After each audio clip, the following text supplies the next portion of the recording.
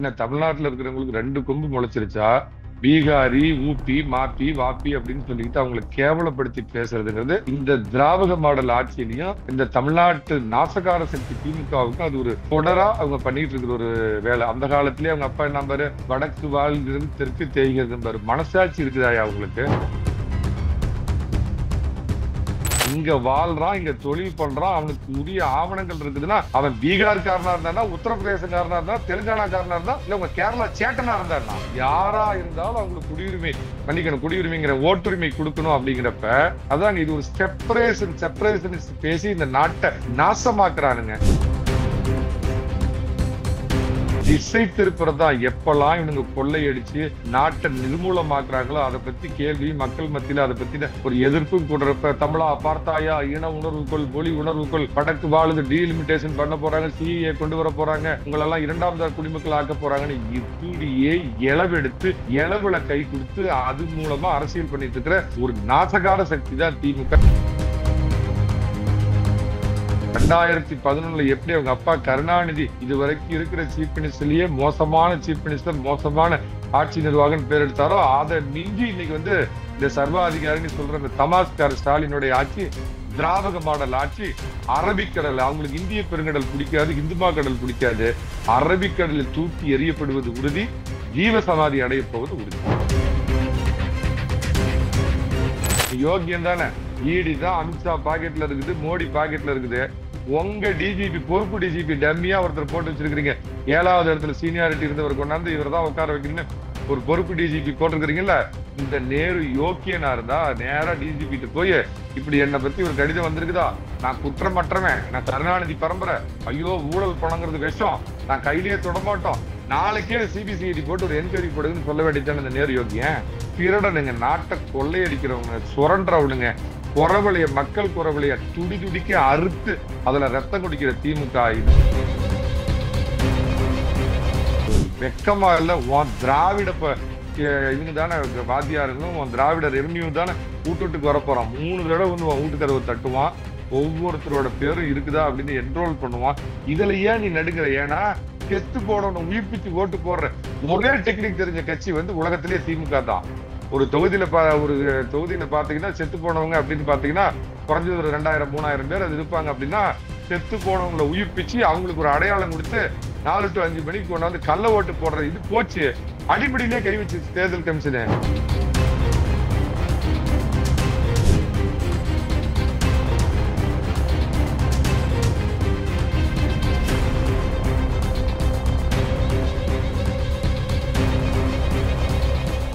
Real one நண்பர்கள் உறவுகள் அனைவருக்கும் வணக்கம். இன்று நம்மோடு இணைந்திருப்பவர் அதிமுக ஆதரவாளர் சேலம் மணிகண்டன் அவர்கள். வணக்கம் சார். வணக்கம் நெல்லை சிவா. ரியல் ஒன்னர்களுக்கு என்னுடைய வணக்கம். சொல்லுங்க. நான் என்ன அறிமுகப்படுத்திக்கிறேன், ஏன்னா உங்க சேனல்ல ரொம்ப நாளைக்கு அப்புறம் அப்பதான் இந்த ரியல் ஒன்ல நான் பேசுறேன். நான் இந்த அரசியல் விமர்சகர், வழக்கறிஞர், அதே மாதிரி ஒரு விஞ்ஞானி கிட்ட நான் உதவியாளரா இருந்தேன். நான் நடுநிலையாளர் இப்படின்லாம் வேஷம் போட்டுக்கிட்டு முகமூடி வச்சுக்கிட்டு ஒரு மறு வச்சா நம்ம முகம் மாறி போயிடுமே அப்படின்லாம் பேசுறவல்ல. ஏறத்தாழ 4 ஆண்டுகளா நான் தொலைக்காட்சி விவாதங்கள்ல யூடியூப்ல பேசிட்டு இருக்கேன். நாட்டுக்கு மோடி, ஸ்டேட்டுக்கு எடப்பாடி அப்படின்னு பேசிட்டு இருக்கிறவன். நான் வெளிப்படையான அதிமுக பாஜக ஆதரவாளர், முகமூடி போட்டுக்கிட்டு பாக்குறவங்களை ஏமாத்த மாட்டேங்கிறது தெளிவா சொல்லிடுறேன். My disclaimer. சொல்லுங்க. Okay sir. இப்போ நேற்று பீகார்ல பிரச்சாரத்துல ஈடுபட்ட பிரைம் மினிஸ்டர் மோடி அவர்கள் திமுக தமிழ்நாட்டுல பீகாரிகளை துன்புறுத்துகிறது அப்படின்னு சொல்லி பேசியிருந்தாங்க பிரச்சாரத்துல.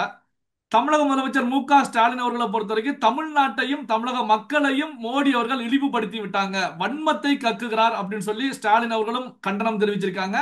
திமுகவில் இருக்கக்கூடிய கூட்டணி கட்சிகள் விசிக, காங்கிரஸ், இடதுசாரிகளும் கண்டனம் தெரிவிச்சிருக்காங்க. இதை எப்படி பார்ப்பது சார்? அதாவதுங்க, இந்திய அரசியலமைப்புப்படி பார்த்தீங்கன்னா காஷ்மீர்ல இருந்து கன்னியாகுமரி வரைக்கும் இது ஒரே நாடு, ஒரே மக்கள். வெவ்வேறு கலாச்சாரம் இருக்கலாம், உணவு பழக்கங்கள் இருக்கலாம், இதுல மாறுபட்டு இருக்கலாம். வழி நாம் எல்லோரும் இந்தியர். நம்ம இந்திய அரசியலமைப்பு சட்டம் நமக்கு கொடுத்திருக்கிற உரிமை, நீங்க எந்த மாநிலத்துல எந்த ஊர்ல, ஒரு காலத்துல ஜம்மு காஷ்மீர் நீங்களாகன்னு ஒரு கரை இருந்தது, அதையும் மோடி 2 ஆண்டுகளுக்கு முன்னாடி நீக்கினார். நீங்க தொழில் பண்ணலாம், வாழலாம், வாழ்வதற்கு தேவையான சூழ்நிலை நீங்க உருவாக்கிக்கலாம். அப்படிங்கிறப்ப பான் பராக்கு வாயன், பூரி சுடுறவன், வடநாட்டு வடக்கன் இப்படின்லாம் பீகாரிகள், அது குறிப்பா பீகாரிகளை கேவலப்படுத்தி ஒரு 2 ஆண்டுகளுக்கு முன்னாடி அது ஒரு பெரிய பிரச்சனையாச்சு அப்படிங்கிறது எல்லாம் தமிழக மக்கள் அவ்வளவு எளிதில் மறந்திருக்க மாட்டாங்க. ஏதோ தமிழ்நாடுனா வந்து தமிழன் என்றோர் இனம் உண்டு, தனித்து அதற்கு ஒரு குணம் உண்டுன்னு ஒரு காலத்துல ஒருத்தர் சொல்லி வச்சதுனால என்ன தமிழ்நாட்டுல இருக்கிறவங்களுக்கு 2 கொம்பு முளைச்சிருச்சா? பீகாரி, ஊப்பி, மாப்பி, வாப்பி அப்படின்னு சொல்லிட்டு அவங்களை கேவலப்படுத்தி பேசுறதுங்கிறது இந்த திராவிட மாடல் ஆட்சியிலையும் இந்த தமிழ்நாட்டு நாசகார சக்தி திமுகவுக்கும் அது ஒரு தொடரா அவங்க பண்ணிட்டு இருக்கிற ஒரு வேலை. அந்த காலத்திலேயே அவங்க அப்பா என்ன பாரு, வடக்கு வாழ்கிறது தெற்கு தேய்கிறது பாரு. மனசாட்சி இருக்குதாயா அவங்களுக்கு? வடக்கா வாழ்ந்துச்சு? வடக்கு எங்க வாழ்ந்துச்சு? தெற்கு தானே போய் உட்காந்தெல்லாம் கொள்ளையடிச்சிங்க. எந்த அரசாங்கம் வந்தாலும் அதுல போய் கொள்ளையடிப்போம். வாஜ்பாய் இருந்தாலும் கொள்ளையடிப்போம். அவரோட சேர்ந்துட்டு அவர் இதுல அடிக்க முடியாது அதிகமா. விபி சிங் இருந்தாலும் அவரோட இதுல போய் சேர்ந்துட்டு கொள்ளையடிப்போம். மன்மோகன் சிங் ஒன்லையும் கொள்ளையடிப்போம், மன்மோகன் சிங் டூலையும் கொள்ளையடிப்போம்.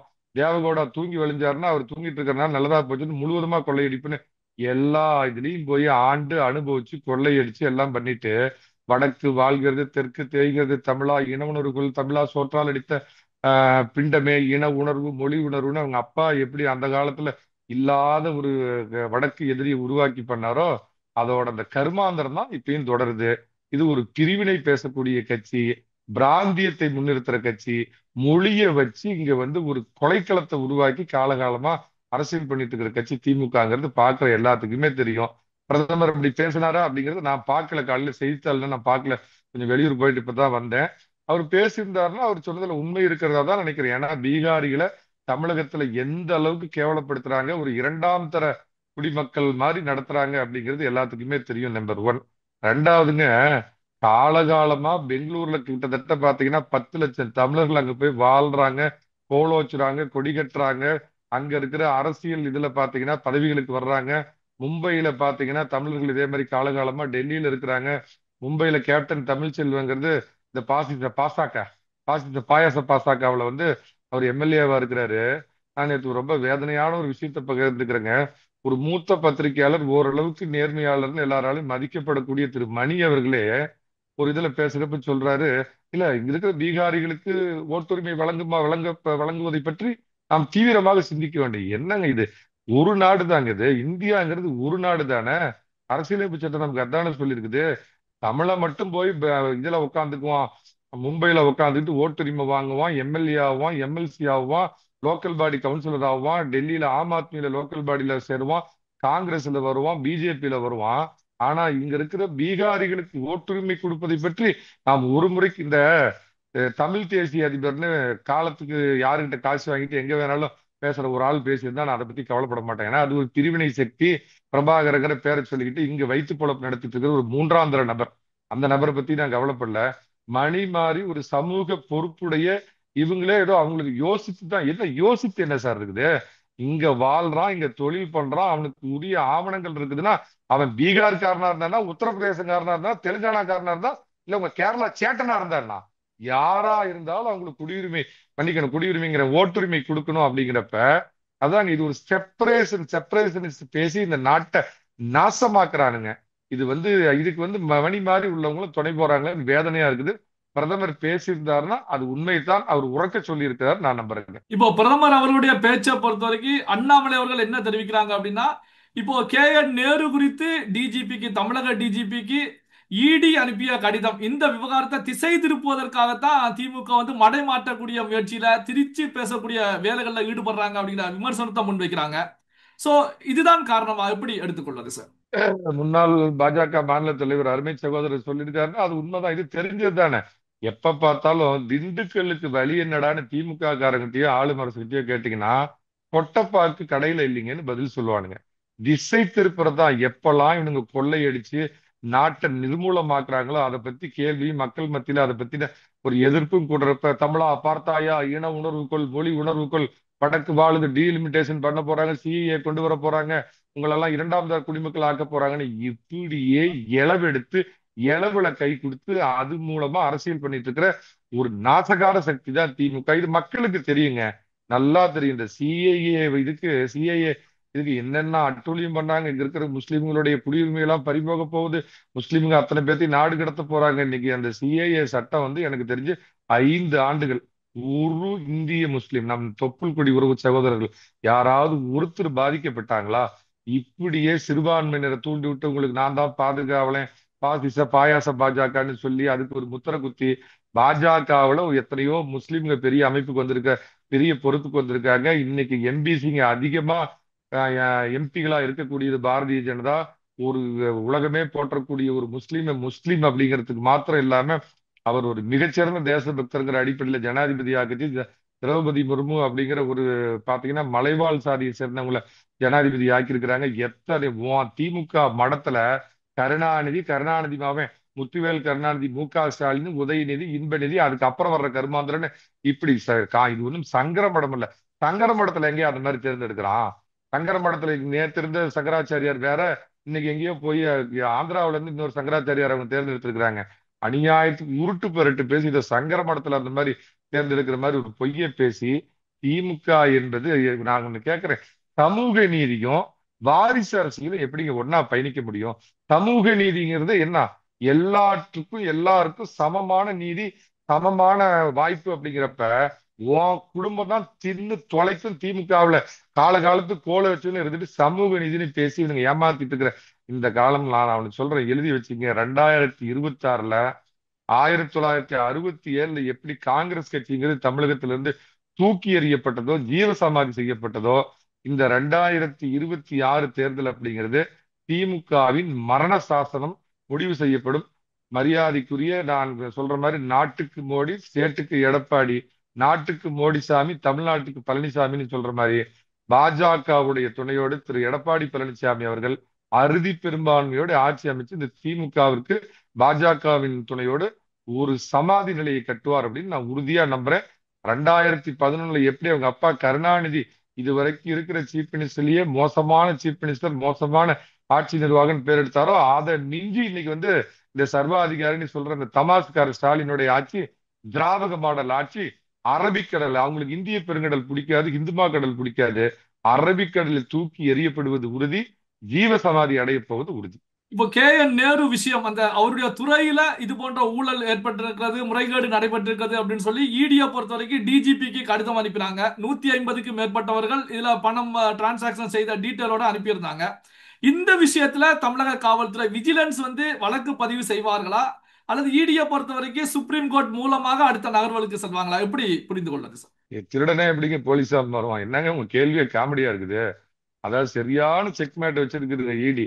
இவர் தான் பெரிய இந்த நேரு, கே.என். நேரு. அவருக்கு பேரை பாருங்க, கரெக்டான பேர் தான். நேரு என்ன இந்த நாட்டுக்கு நல்லதா பண்ணாரு, அந்த பேர் தான் வச்சிருக்கிறாங்க. கே.என். நேரு பெரிய யோக்கியம் மாதிரி. கிராமப்புறத்துல நான் இன்னைக்கு வரைக்கும் ஒரு கிராமத்துக்காரன் தான். யோக்கியம் வரான் சொம்ப தூக்கி உள்ள வைன்னு சொல்லுவாங்கல்ல, அந்த மாதிரிங்க. நீ யோக்கியம் தானே.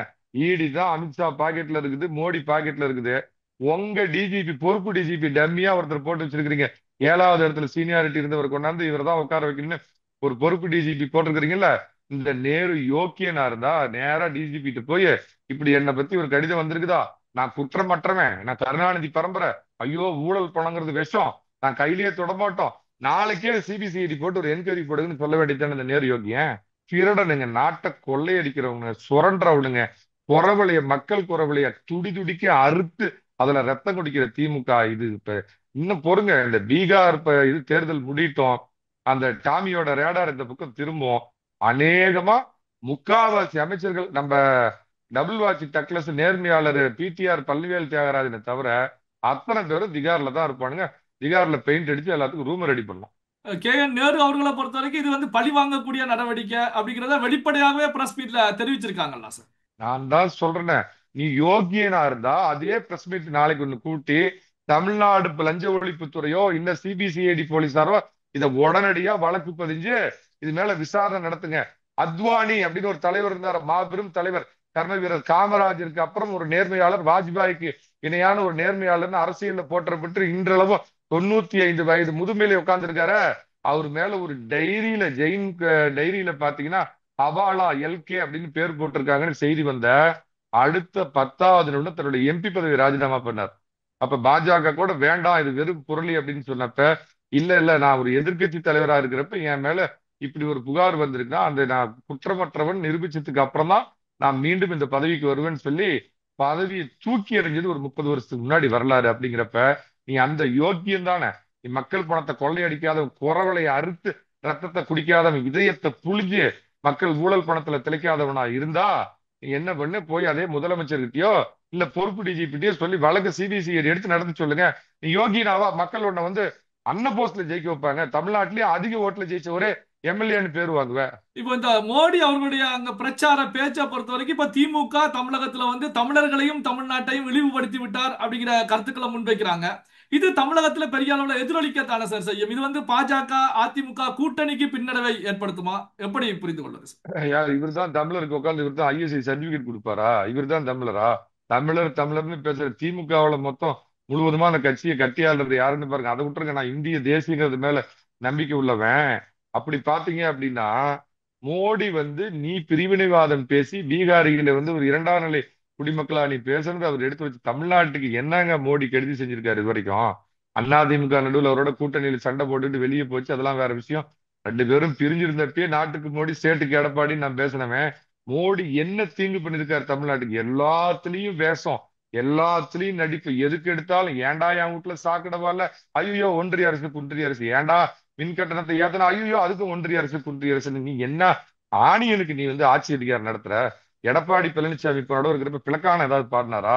அப்ப இருக்கிறப்ப மட்டும் பிஜேபி அரசாங்கம் என்ன எடப்பாடி பழனிசாமிக்கு வாரி வழங்கி ஒண்ணு கொடுத்துருச்சா? அவங்களுக்கு 28 பிள்ளைங்க இருக்கிறாங்க. மத்திய சர்க்கார் அப்படிங்கிறதுக்கு 28 மாநில பிள்ளைங்க இருக்கிறாங்க, 4-5 சவள பிள்ளைங்க இருக்கிறாங்க. அவங்களோட நேரடி கண்ட்ரோல்ல யூனியன் டெரிட்டரி எல்லாத்தையும் தான் அவங்க பார்க்க முடியும். மொழி தமிழ்நாட்டுக்கு என்ன என்ன தமிழ்நாட்டுக்கு அவங்க பண்ணாம விட்டாங்க? மரியாதைக்குரிய உள்துறை அமைச்சர் 2 மாசத்துக்கு முன்னாடி பார்லிமெண்ட்லயே சொன்னார், தமிழகத்துக்கு யூபிஏ 1 யூபிஏ 2ல கொடுத்த நிதி எவ்வளவு, நாங்க வந்ததுக்கு அப்புறம் கடந்த 10-11 ஆண்டுகள்ல எவ்வளவு கொடுத்திருக்கோம், எவ்வளவு வளர்ச்சி திட்டங்களை கொடுத்திருக்கோங்கிறப்ப எல்லாமே எதுக்கு எடுத்தாலும் மோடி, எதுக்கு எடுத்தாலும் அமித்ஷா டாடி இப்படியே சொல்லி இது வந்து இதுதான் 2026 தேர்தல், இதுக்கு மக்கள் விடையளிப்பாங்க. இப்ப வந்து மோடி வேணுமா வேணாமாங்கிற தேர்தல் அல்ல இது. மோடிக்கான தேர்தல் 24ல முடிஞ்சிருச்சு, 29ல திரும்ப வரப்போகுது. 3 முறை மோடி தான் வேணும்னு வாக்களிச்ச மக்கள் 29லயும் அவருக்கு தான் வாக்களிப்பாங்கிறது இன்னொரு விஷயம். இப்ப நான் அடிக்கடி திருப்ப திருப்ப எல்லா டிவிலையும் சொல்ற மாதிரி, ஏழரை இல்லாத 4.5 ஆண்டு நல்லாட்சி கொடுத்த பழனிசாமி வேண்டுமா, திராவிட மாடல் என்ற பெயரில் திராவிட மாடல் ஆட்சி கொடுத்த முத்துவேல் கருணாநிதி என்ற கொடுங்கோல் ஸ்டாலின் வேண்டுமா அப்படிங்கிறதா மக்களுக்கு முன்னாடி தொக்கி நிக்கிற கேள்வி. அந்த திசை திருப்புறதுக்கு தான் ஐயோ டீலிமிட்டேஷன் வரப்போகுது, நம்ம உரிமையெல்லாம் பறிக்க போறாங்க, இப்ப எஸ்ஐஆர் சார் வரப்போகுது. வெக்கமா இல்ல? உன் திராவிட இவங்க தானே வாத்தியாருங்களும் உன் திராவிட ரெவன்யூ தானே வீட்டுக்கு வரப்போறான். 3 தடவை வந்து உன் வீட்டுக்கதவை தட்டுவான், ஒவ்வொருத்தரோட பேரும் இருக்குதா அப்படின்னு என்ரோல் பண்ணுவான். இதுல ஏன் நீ நடுங்கிற? ஏன்னா செத்து போனவனை உயிர்ப்பிச்சு ஓட்டு போடுற ஒரே டெக்னிக் தெரிஞ்ச கட்சி வந்து உலகத்திலேயே திமுக தான். ஒரு தொகுதியில பாத்தீங்கன்னா செத்து போனவங்க அப்படின்னு பாத்தீங்கன்னா குறைஞ்சது ஒரு 2000-3000 பேர் அது இருப்பாங்க. அப்படின்னா செத்து போனவங்களை உயிர்ப்பிச்சு அவங்களுக்கு ஒரு அடையாளம் கொடுத்து 4 to 5 மணிக்கு கொண்டாந்து கள்ள ஓட்டு போடுறது இது போச்சு. அடிப்படையிலே கை வச்சிருச்சு தேர்தல் கமிஷனு. இந்த 10 கோடி வாங்கிட்டு 15 கோடி வாங்கிட்டு பிடில் வாசிக்கிறானுங்களே. ஊருக்கு ஒரு கொள்கை. பிஎம் ஸ்ரீயை வந்து 15 கோடி அங்க கேரளாவில் ஏத்துக்குமா, 10 கோடி அது எதுக்குமா? நாள் வந்து ஏத்துக்கிட்ட மாதிரி 15 கோடியோட சிஎம் வந்து அங்க சொல்லுவாராம். அப்புறம் இல்ல இல்ல நாங்க ஒரு கமிட்டி போடுறோம். எத்தனை பல்ட்டி கோயம்புத்தூருக்கு இந்தாண்ட வந்தா ஒரு பல்ட்டி, பாலக்காடு பக்கம் போனா ஒரு பல்ட்டி, இப்போ அந்த உள்ளூர்லயே கேரளாவிலேயே பல்ட்டி அடிச்சு நாடகம் போடுறானுங்க. இவனுங்கெல்லாம் திமுகவோட நிலையை வித்துவானுங்களா? அவங்க போடுற அந்த எச்சி பிஸ்கட்டை வாங்கி திருட்டு இவனுங்க பொது உடைமைவாதிகளாம். எல்லாம் அவனுங்க போற காரெல்லாம் பாருங்க, பொது உடைமைவாதிகள். ஊரை ஏமாத்திட்டு தகரத்துல பண்ண இதை வச்சு உண்டி குலுக்கிட்டு ஊரை ஏமாத்திருச்சுதான். இதுல திமுகவையாவது தப்பி தவறி ஒரு 10 இடத்துல மக்கள் ஜெயிக்க வைப்பாங்க. இந்த பாவத்துக்கு துணை போன இந்த நாங்க பொது உடைமை கட்சின்னு சொல்லிட்டு பகட்டு பங்களாவில் வாழ்ந்துட்டு ஏசி கார்ல போயிட்டு இருக்கிறானுங்களே, இந்த 10 கோடி 15 கோடியே துடைத்து எரியப்படும் தமிழ்நாட்டில இருந்து பொறுத்திருந்து பாருங்க. பல்வேறு முக்கியமான தகவல்களை நம்முடைய உறவுகளுடன் பகிர்ந்து கொண்டதற்கு நன்றி சார். நன்றிங்க. தமிழகம் வாழட்டும், இந்தியா வெல்லட்டும். ஜெய்ஹிந்த்.